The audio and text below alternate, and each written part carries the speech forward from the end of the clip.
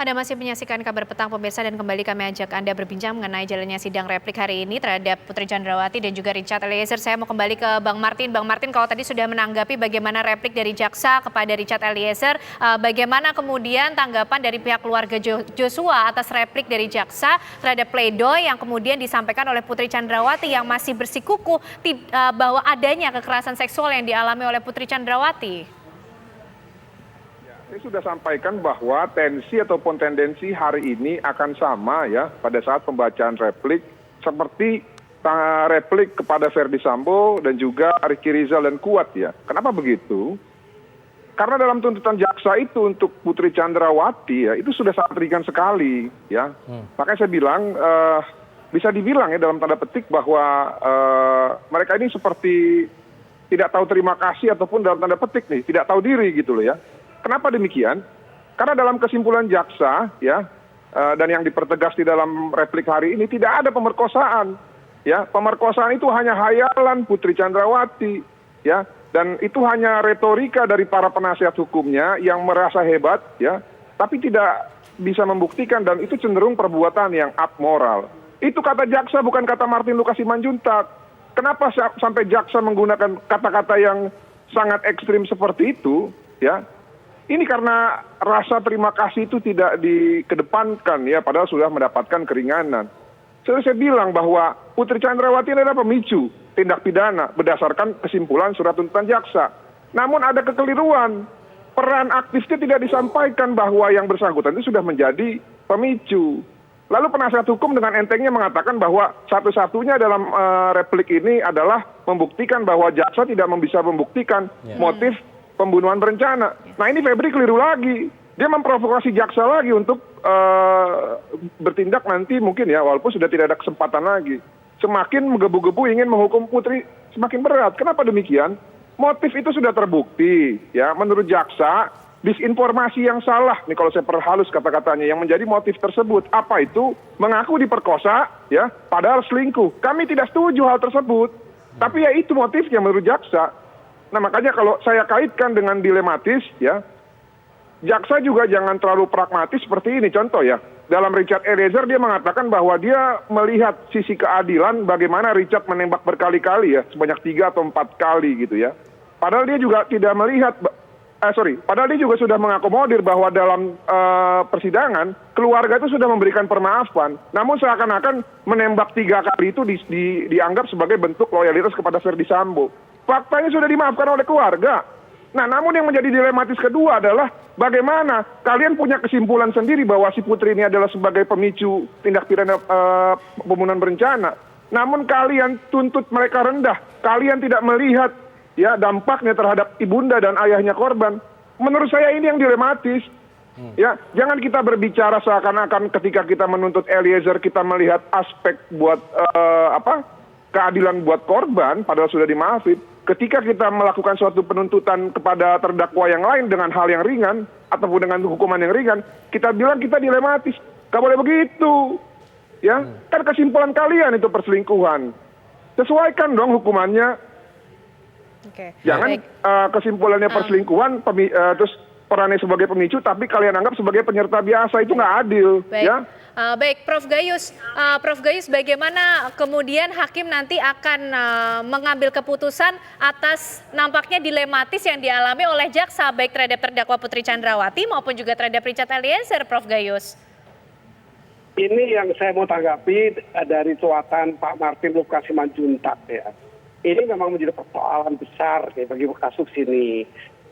Kalau dikatakan bahwa tidak ada itu pelecehan seksual, perkosaan maupun perselingkuhan, ya.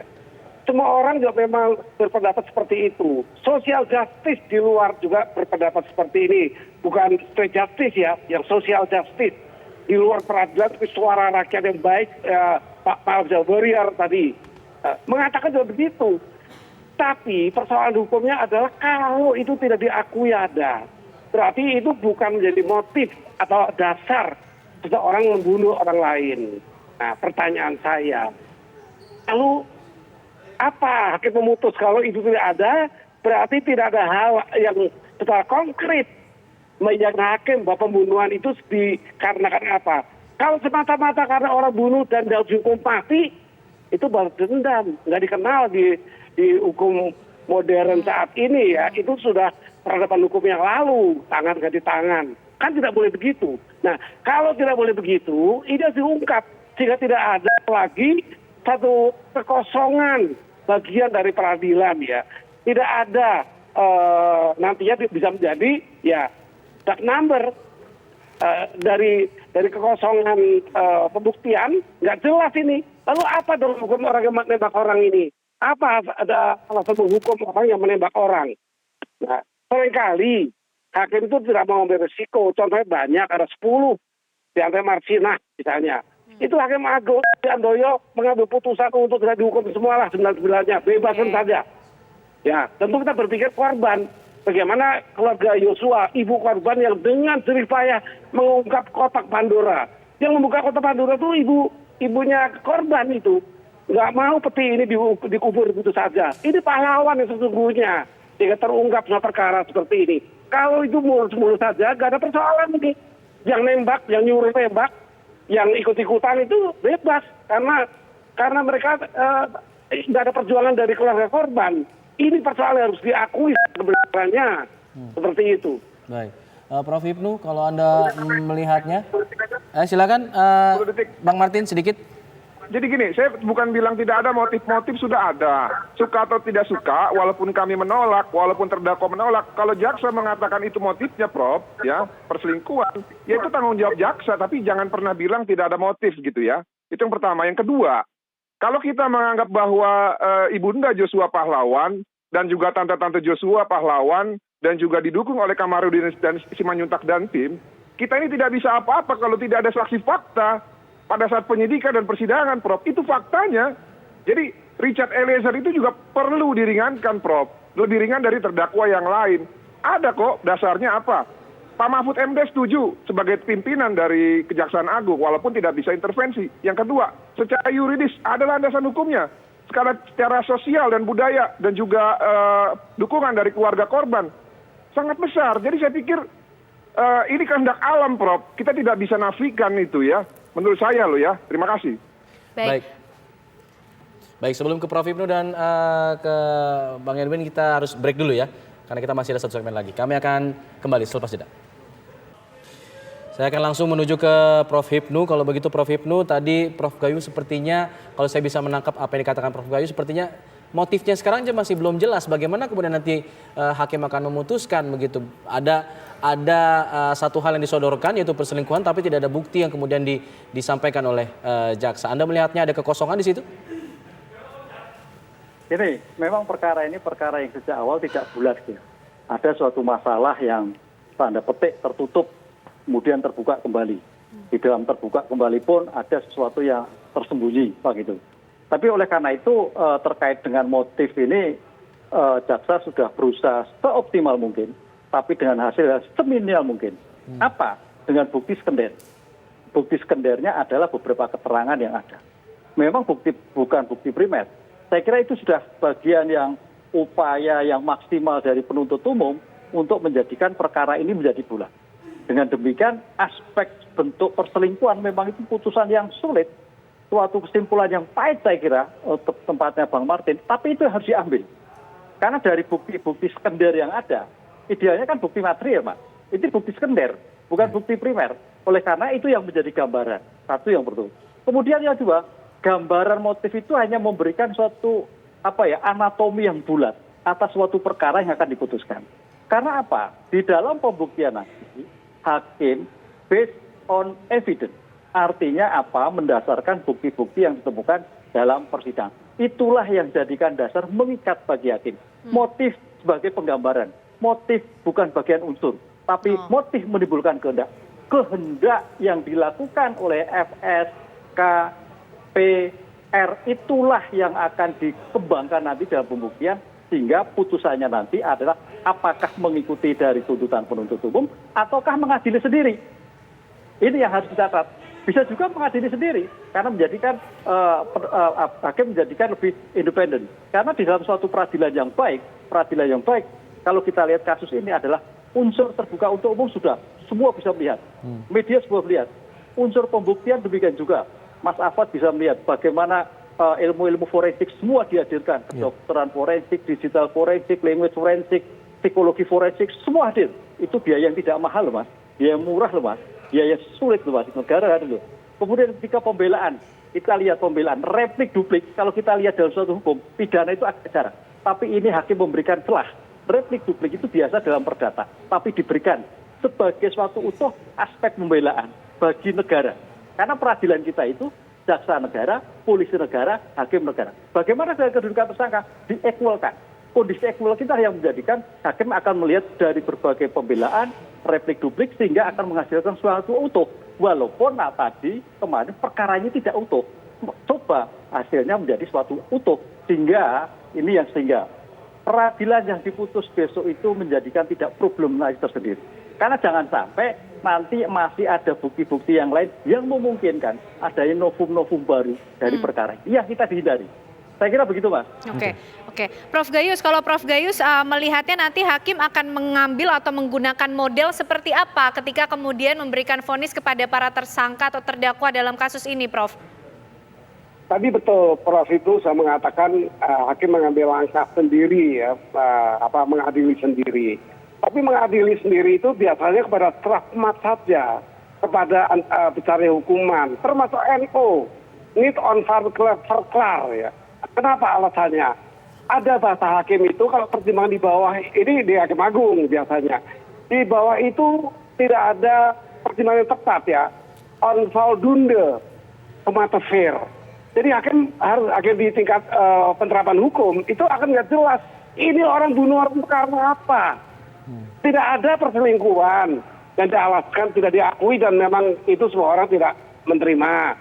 Tidak ada pelecehan seksual, kekerasan. Lalu apa? Orang ini bunuh. Masa karena dia bunuh kita bunuh juga? Apa itu maunya? Apa mau penerapan tunggal dakwaannya itu saja? Karena dia bunuh ya dibunuh. Itu kan balas dendam, bukan sistem hukum dunia modern. Peradaban hukumnya sudah bergeser mundur. Ini maksud saya. Jadi pembelajaran buat kita semua. Saya pikir bukan hanya hakim atau jaksa ya, publik, intelektual. Itu akan mempelajari kasus ini. Jadi jangan sampai ada missing link. Ini missing link. Ada sesuatu yang terputus. Apa sih dia bunuh karena apa? Ini dijawab oleh advokat temannya Pak Martin. Oh ada katanya. Yaitu ada kerajaan yang mungkin menyebabkan harus bunuhnya orang. Karena ada satgas khusus untuk itu sehingga ini perlu dibunuh. Nah itu salah satu kemungkinan, besar atau kecil tapi kemungkinan. Sudah dilakukan belum jawabannya Pak Komarudin. Nah oleh karena itu kita semua berpikir jangan bunuh asal bunuh melalui putusan, jangan tangan ganti tangan, itu udah kuno. Nah ini pandangan saya untuk mari kita berpikir hukumnya ini agak berat ya. Hakim pasti akan mutus. Tapi hakim itu sudah ada berjenjang, hakim tinggi nanti akan kembali memberi keadilan yang berbeda. Nanti penerapan hukumnya kosong, ini juga akan ke Mahkamah Agung. Dan ini menjadi persoalan baru, onvoldoende namanya, fair. Ini akan menjadi persoalan. Kalau hakim mengadili sendiri, dia selamat. Oh, kan tahun ini lebih berat, naikkan saja. Itu hakim mengadili sendiri. Sekian pendapat saya. Jadi solusinya menurut Prof, endingnya akan seperti apa nih? Saya berpikir ini perlu waktu bagi hakim, bagi jaksa, bagi nanti ada kembali ada didupliklah masing-masing itu mengemukakan dengan intelektual, dengan satu pemikiran yang lebih baik, ya, lebih saintifik, ya, untuk memikirkan kalau orang bunuh orang apa dibunuh juga karena apa? Ini nggak diakui semua, pelecehan tidak ada, padahal itu didalilkan oleh beberapa terdakwa paling enggak. Sampai dengan terakhir masih itu. Baik. Dia membunuh alasan itu, buktikan itu. Beban pembuktian, the burden of proof itu ada di jaksa, di JPU. JPU harus bertanggung jawab. Tapi juga para penasihat hukum harus ikut memberi kontribusi. Apa yang cocok untuk diterapkan. Demikian pendapat saya. Baik, saya ingin ke Pak Edwin. Pak Edwin, kalau tadi dikatakan dua profesor ini bahwa kemungkinan hakim akan mengadili sendiri begitu melalui pertimbangannya, apakah ini Anda melihatnya sebagai peluang bagi LPSK agar pertimbangan LPSK ini dipertimbangkan oleh hakim dalam pengadilan di vonis nanti? Gini Mas Alfat ya, pertama yang paling menderita, yang paling tersakiti dari kematian Brigadir Joshua itu adalah keluarga Joshua. Bukan jaksa, bukan LPSK, dan juga bukan para pengamat. Kedua, ini yang sering terjadi dalam perkara ini, kekeliruan menempatkan posisi justice collaborator. Jadi masih saja posisi justice collaborator itu kemudian dilihat dari peran pelakunya, ya, bahwa dia menembak lebih dari 3 kali misalnya, gitu. Lagi-lagi itu membuat tiru, gitu loh. Jadi karena melihatnya di situ, ya tentu kita nggak beralih dari bahwa orang ini, yang si pelaku ini adalah yang mengungkap perkara, ya, bahwa kalau nggak ada keterangan dari Baradae, maka skenario Sambo yang akan kemudian menang, gitu loh. Nah, kemudian hal yang lain, ya, ingin kami sampaikan, LPSK itu tidak pernah meminta Richard itu dilepas atau dibebaskan, ya.